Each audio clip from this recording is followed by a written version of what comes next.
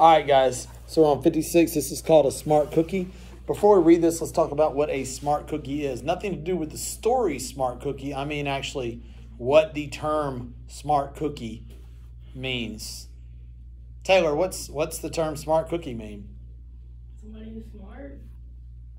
It's just somebody who's smart. Yeah. I have no clue where the term came from. It's not an uncommon term. I mean, I'm sure you guys have heard the term smart cookie before. All right. So we're going to read this story. It's actually an excerpt from a story called The House on Mango Street. Addie, what is an excerpt? This is an excerpt. What's an excerpt? Like where it came from? That's right. It's a portion of a story. Okay, it's an excerpt. Generally, an excerpt would be like a page or two, at least for the things that we do. So this is a smart cookie by Sandra Cisneros from The House on Mango Street. I could have been somebody, you know, my mother says and sighs. She has lived in this city her whole life. She can speak 2 languages. She can sing an opera. She knows how to fix a TV, but she doesn't know which subway train to take to get downtown. I hold her hand very tight while we wait for the right train to arrive. She used to draw when she had time. Now she draws with a needle and thread. Little knotted rosebuds, tulip made of silk thread. Someday she would like to go to the ballet. Someday she would like to see a play. She borrows opera records from the public library and sings with velvety lungs powerful as morning glories. Today, while cooking oatmeal, she's Madame Butterfly until she sighs and points the wooden spoon at me. Could have been somebody, you know.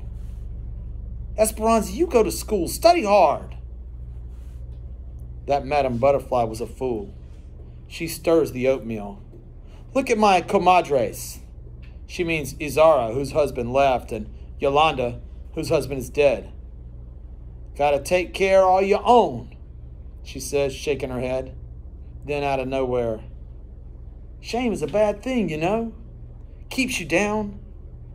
You want to know why I quit school? Because I didn't have nice clothes. No clothes, but I had brains.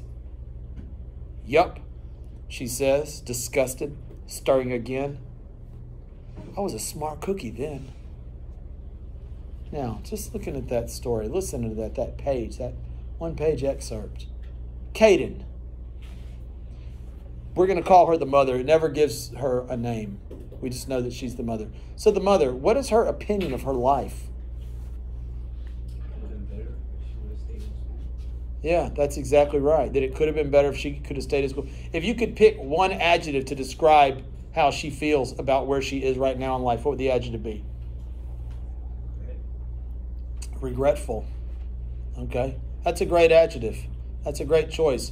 She doesn't seem to be happy with any choice that she made. Okay, she is where she is because she quit school, and I got a story for y'all about that in a few minutes.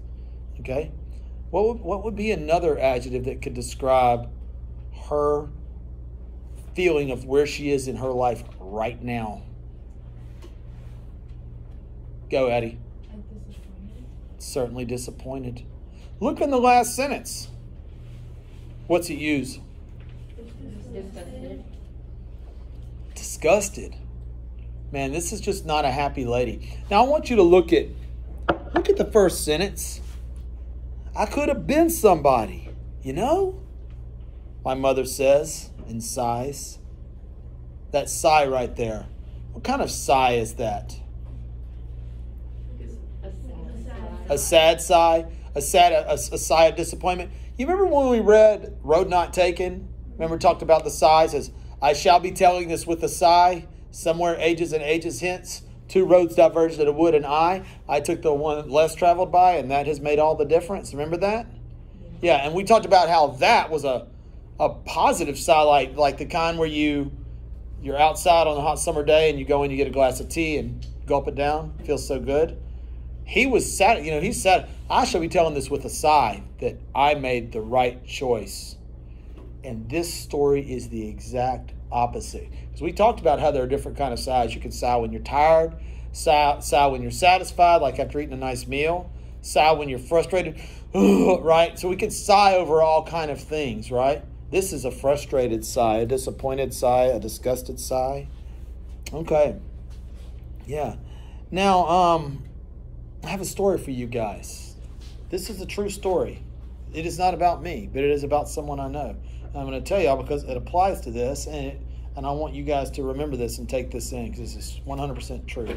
You guys have been in school. This is your 8th year. It's your 9th year if you want to count kindergarten. Dudes, you're almost home. You know what I'm saying? You're more than halfway there. Doesn't it feel good? You know what I'm saying? It's got to feel good. You say no, Michaela? You don't know what you're going to do in your life. I do. What are you going to do? I want to be a child psychologist or work in some sort of child psychology. Well, then it should feel good to be almost done. No, I don't like school. That's why it's good to be almost done. No, because I don't have to go to school any longer. Oh, this is true. Yes. All right, well, so this is a real story, though. So I know this guy, this dude, I'm not kidding you, quit school in January of his senior year. He's 3 years older than me. Quit school in January of his senior year. And it wasn't because he was failing. It's because he got in an argument with one of his teachers, and he was going to show her. Who do you think won? Well, I don't know if anybody won, but I know he did not. Does anybody in here think that was a good decision? Yeah. Foolish. Foolish. Foolish. So this is what you get when you quit school. Nothing. You can go 11 and a half years and you don't get an 11.5 diploma. You get a 0 diploma. And worse than that, every application you fill out for the rest of your life, whether it's for a job, for college, or for the military, because you're going to fill something out for at least one of those things, job, college, military, they have a box. Did you graduate high school? Anybody want to check the no box? I mean, y'all have already put too much time in to quit now. You know what I'm saying? So don't be like the mother or like the other guy I know who will remain nameless. But don't do that. Don't live with that regret. Now let's look here at these questions. Read the following inference about the mother in a smart cookie. Now, we talked about an inference. It's an educated guess, right? You look around, you take the information you have, and you make a strong assumption. An inference. The mother doesn't want her daughter to turn out like she did. Which piece of evidence best supports this inference? What'd you get, LaTerrence?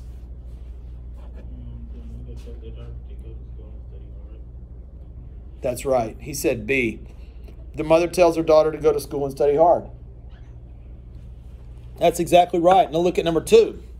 Which of the following sentences best supports the inference that the mother is trapped in her situation? The key word there is trapped. We have an inference that the mother's trapped. What'd you get, Audrey? I got C. Good, because that's the right answer. She doesn't know which train to take to get downtown. If you don't even know how to get somewhere, then you're trapped. You know, it's like a little kid when you can only ride your bike to the end of the driveway or something like that. That's it. That's your boundary. That's what this is. She's trapped. Now, look at question 3. I'm actually going to have to move this over here for this part. We got to come over here. Whoop. All right, look at question 3. Explain why it's reasonable to think that the mother may really have been a smart cookie. Explain why it's reasonable to think that the mother may really have been a smart cookie. Support your inference with at least 2 pieces of evidence from the text. At least 2 pieces of evidence from the text. Addie, if you only put 1 piece of evidence, is that good enough? No, sir. If you put 2, is that good enough? Yes, sir. If you put 3, is that good enough? Yes, sir. Because it says at least. Now, if it would have said with 2, then you got to choose 2. But it says at least 2, so you can do more than 2. If you only did 1, you didn't do well enough. Okay? Now, I need to walk by and check something out real quick.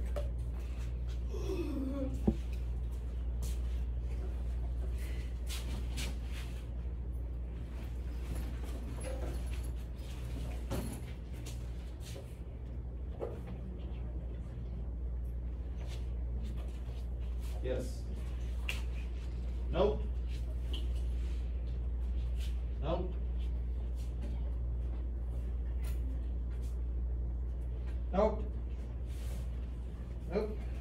Nope. Nope.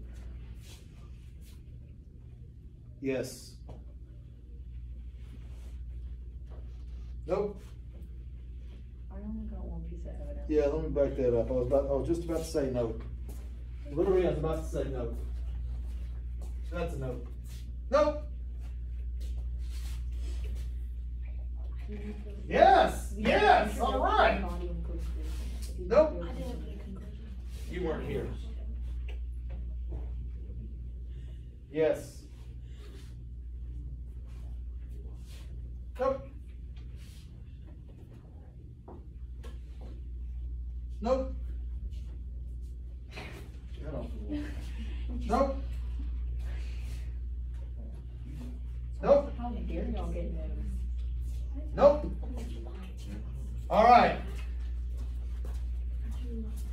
So if you're watching the video and you're wondering, I was noping whether or not they underlined their text evidence. Check mine out. Underlying text evidence. Look. See, Mr. Richmond, he always does his work. Oh, I did that! Now, I was specifically looking to see if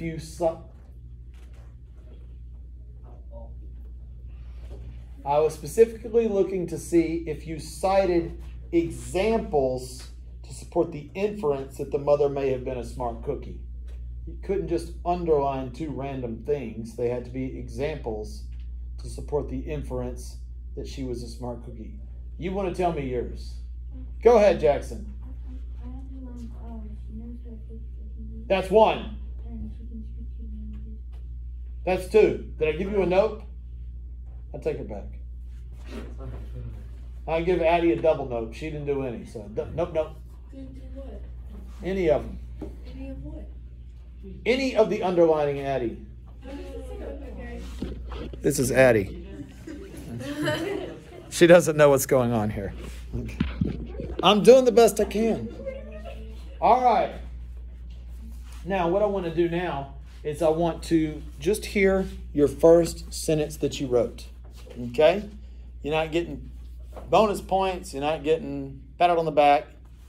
Nothing of the sort. I just want to hear your first sentence. So, again, the task is explain why it's reasonable to think that the mother may really have been a smart cookie.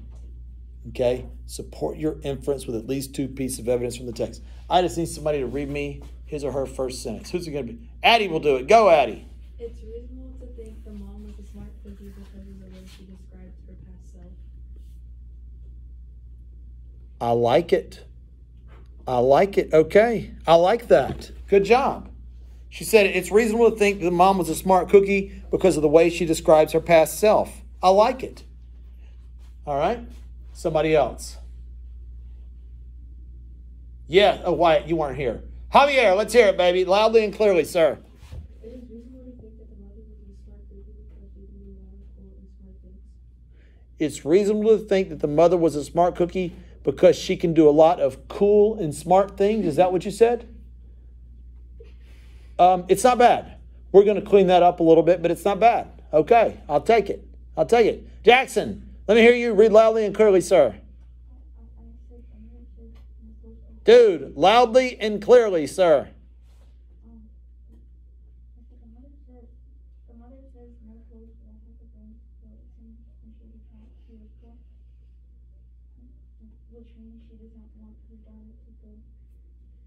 All right, stop. I just need your first sentence. That's his first sentence. Give it here.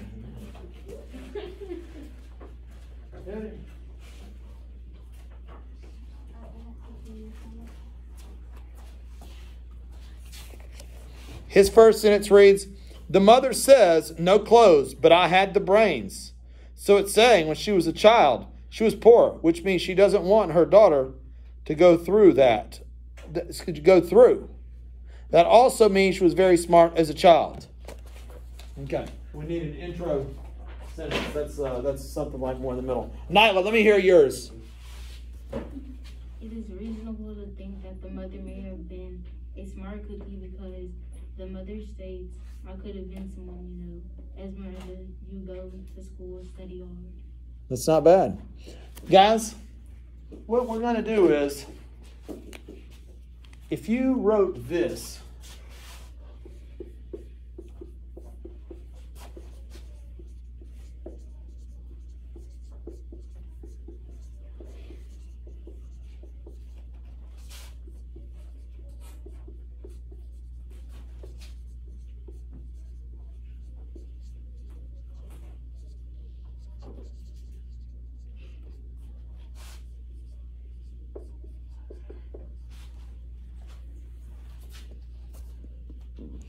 it is reasonable to think that the mother may have really been a smart cookie.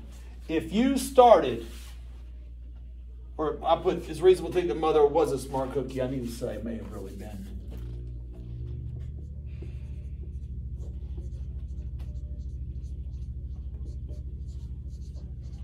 There. If you started your essay with those, I don't know, 13, 14, 15 words, raise your hand. Start your essay with those 13, 14, 15 words. That was how you were supposed to start your essay. Okay? The first thing you do, you can put your hands down now. The first thing you do is you restate the topic. You either restate the question, okay, and that doesn't mean exactly. It means you might tweak it to sound this your way, or you might take a word out or add a word.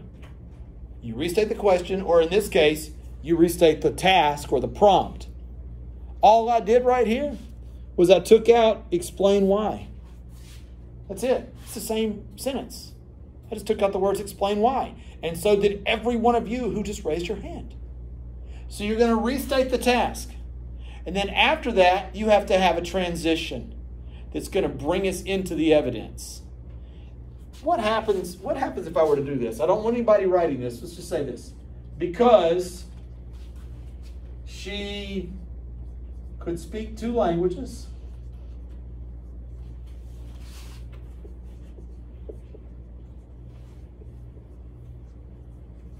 And could fix a TV.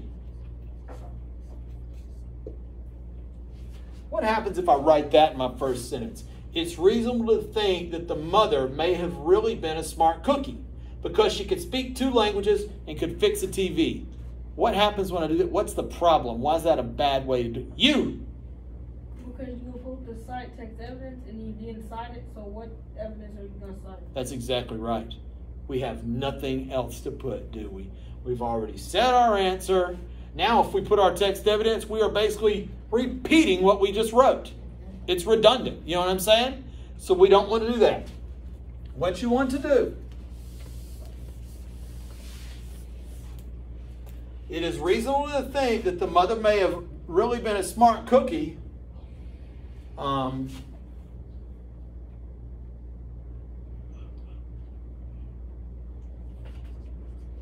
Due to numerous examples of her intelligence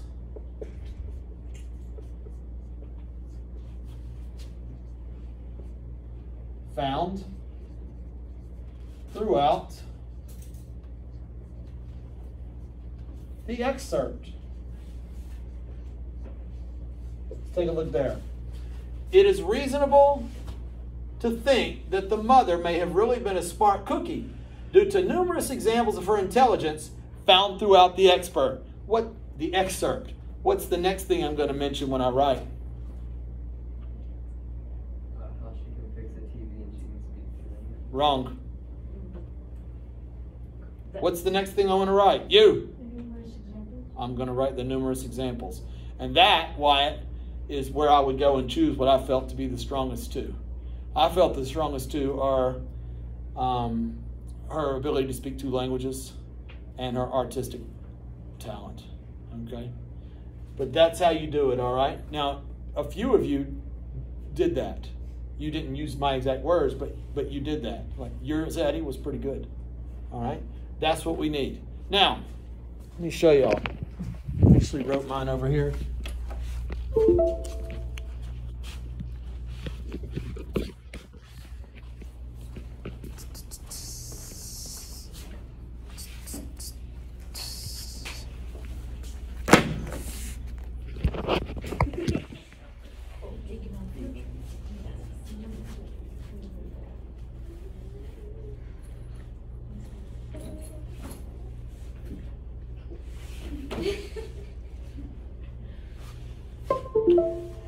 reasonable for the reader to believe that the mother may have been a smart cookie,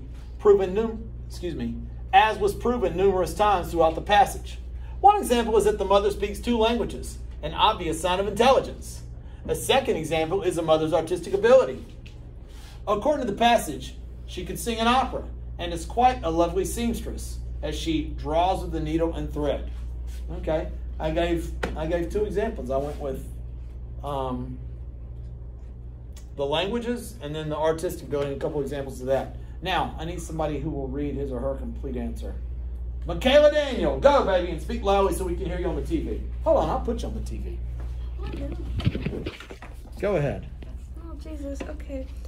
The author's mother may have really been a smart cookie because she is bilingual and is good at repairing technology. In paragraph 1, sentence 3, the text states she can speak 2 languages. The word she is used in reference to the author's mother. In paragraph 1, sentence 5, the passage reads, she knows how to fix a TV. Is that it, sweetie? It is. You need a little summary at the end.